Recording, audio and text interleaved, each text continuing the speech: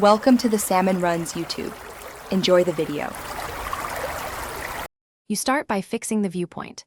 Pick 1 or 2 point perspective and place your horizon line and vanishing point S. Draw a light deck guideline across the page at roughly 1/2 height so the bridge reads as a structure in space.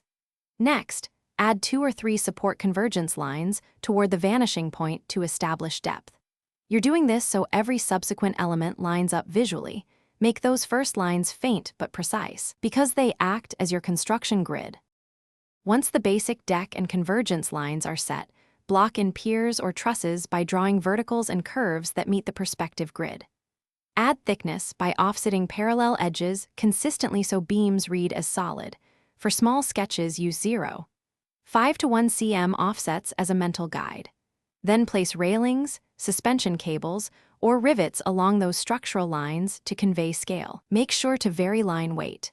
Heavier outer edges and lighter internal lines help separate planes and emphasize the bridge. Finish by erasing unnecessary guides and refining contours so the silhouette is clear.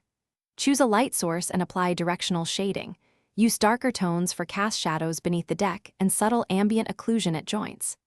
Add texture to materials, wood grain, concrete grain, or metal hatching, so surfaces read correctly. If something looks off, check vanishing point alignment first. Misaligned elements are almost always a perspective error, so nudge endpoints to the grid and rebalance line, weights to restore coherence. Thanks for watching. Consider subscribing if we helped you.